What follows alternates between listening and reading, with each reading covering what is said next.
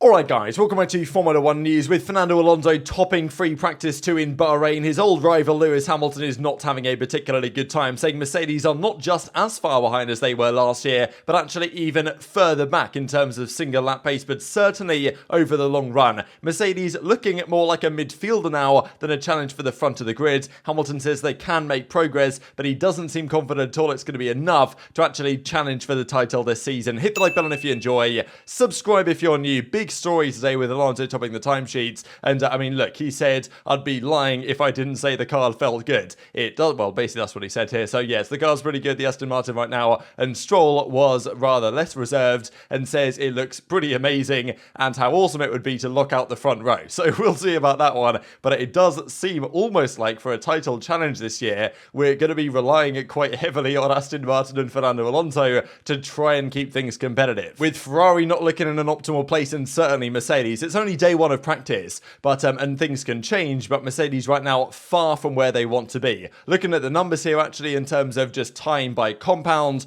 time by, well, obviously the different teams, Mercedes nowhere to be found on here. Some teams try different compounds in different sessions, but nonetheless it's mostly on this list with the exception briefly of Williams, because they were the only ones ready to use the hard tyre. But on the mediums, on the soft tyres, it's either Alonso, it's Perez, it's Verstappen, or it's Leclerc for the fastest laps of the day. And even looking at this is over a single lap, of course. The fastest sectors, Haas actually almost with one of the fastest sector ones, but Aston had the fastest sector 1 and sector 3 in the hands, of course, of Alonso. Red Bull with the fastest sector 2, but look how far Mercedes are off. 2/10 in sector 1, 5/10 in sector 2, another 10th in sector 3, and their ideal lap is about 6.5 back on where Aston Martin are, with Alpine, Haas all faster and about the same pace as the McLaren and the Alfa Romeo. We heard some rumours going around after testing last week that Mercedes should be concerned, not just for Aston for their top 3 hopes, but also for the midfield behind them, with Alpine and even Alfa Romeo looking competitive, and McLaren looking a little bit better today as well. And this is really where it's telling, because last year, yes, Mercedes were a way off in qualifying pace in general, and look, all the grids made progress, right? This is the thing for Mercedes. This year's car is better than last year's car. There's no doubt. They say it, everybody knows it, but every other car is also significantly better than last year. The Red Bull is way better than last year's car. It's much lighter than it was this time last year. The Red Bull was like 20 kg overweight at this point last season. That's no longer the case. They've also evolved their concept to be even better, so Mercedes to be closer to Red Bull, and seemingly Aston Martin as well, a customer team of Mercedes, let's not forget here, right? Mercedes give them the engine, they give them the gearbox, they give them the rear suspension, and Aston Martin have seemingly unlocked far more from that package than Mercedes have thus far. They know there's upgrades to come. They wanted a platform to build off of, but you know, this is further behind certainly than they would want to be. And last year race pace, they weren't too bad. Like, it was the quality that was bad and the race pace was better certainly towards the end of the year. But look at the numbers here. Verstappen, his race pace on average on the soft tyres over about a 10 to 12 lap stint, a 1:37.2 on average. Alonso 1:37.2, pretty much the same pace, a bit more deviation, but nonetheless on average about the same. Perez was a little bit further back, as was Leclerc, then Sainz at a 1:38.1, and then Russell and Hamilton about, well, over a second's back on where the Red Bull and Alonso in the Aston Martin are able to do on a lap-by-lap basis, losing a second a lap on the soft tyre. And the soft tyre was meant to be for Mercedes the compound that was quite good. They said that, okay, the medium tyre's not looking so good here, but the soft tyre we know is pretty good for us. Now they put it on and they're still a second a lap off where the Red Bulls are going to be. Where are they going to be on a medium? Where are they going to be on a hard tyre? It ain't looking good, broski. And even these are the overall numbers if you guys want to pause and dive into the details here, but I'm just comparing the overall numbers for these stints with, you know, between Verstappen and what Alonso was doing on a slightly shorter stint, but nonetheless, you know, Hamilton did a few more laps, but the tyre deg wasn't really there. He was in the 1:38, you know, 1:39s even at times, not particularly good times compared to what Alonso, Perez, Verstappen were able to achieve, nowhere near, to be honest. And of course, Hamilton was asked about this after practice, like, you know, what does he think, what's going on with the car, what's, you know, where can they get to? And he says, look, we're either where we were last year, if not a little bit further behind. We're just on the wrong track. Right now, we're a long way off the guys in front. There was good progress last year, but the gap wasn't as big as it is now. So not a good sign at all for Mercedes, right? Saying that where they are now, and if you look at the numbers last season, right, these were the qualifying numbers from last season's Bahrain Grand Prix.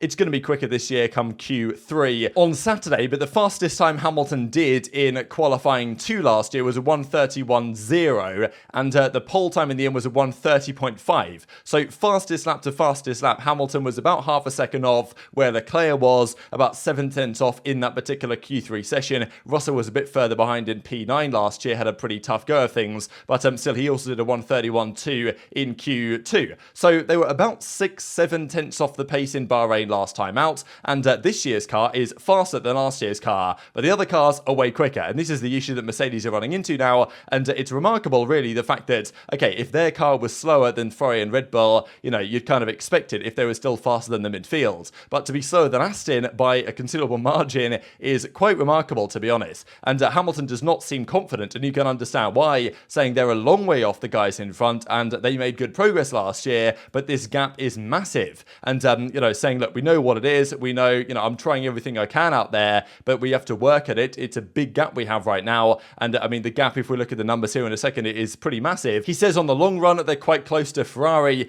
and it looks like Aston Martin is second, then we're between third or fourth, so we're kind of where we are last year or a little bit further behind. And I was thinking here going into this weekend that they might be kind of where they are in the pecking order compared to last season, but Aston Martin were just ahead, right? So it's not like Mercedes have fallen off, but it's like Aston Martin have taken a step. The reality, honestly, looks a little bit different, to be honest. Hamilton even goes on to say there was good progress last year, but the gap wasn't as big. Do I believe we can close the gap at some stage? Yes, but I think it's quite hard with the concept we have. So, you know, that's also quite the same from Hamilton as well, saying what we've currently got with the car is not ideal. Maybe he's looking at the Red Bull, he's looking at their design. I remember last year Hamilton said mid-season that he was like, look, to his own engineers, guys, if we think that going down the Red Bull route is the best way, like, let's not be too arrogant here, let's do it. And Mercedes haven't, and yes, they've got upgrades to come. We know that they're bringing a big upgrade package in probably Baku, but still, for the first few races of the season, to be without that and to be struggling is clearly a massive challenge for them. And maybe Mercedes just got it wrong again, right? I mean, who knows, right? It's early days, we're only in practice, it's day one of practice, right? There's a long way to go,